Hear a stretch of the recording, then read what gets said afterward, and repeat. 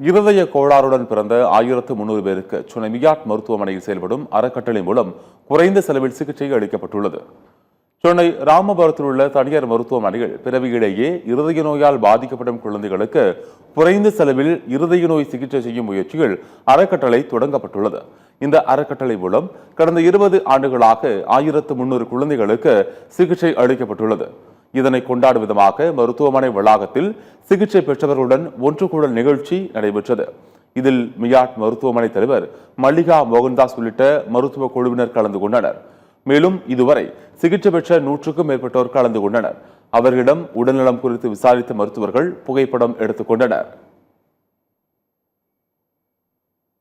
So 20 இயர்ஸாக இந்த charity ஓடிட்டு இருக்கு.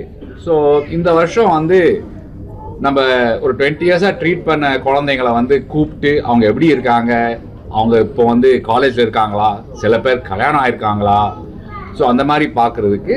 அண்ட் இது 20 இயர்ஸாக நிறையா மக்கள் நம்மளுக்கு டொனேஷன் கொடுத்துருக்காங்க இந்த சேரிட்டிக்கு. ஸோ அவங்க கூட இந்த ஃபங்க்ஷனுக்கு வந்தாங்க.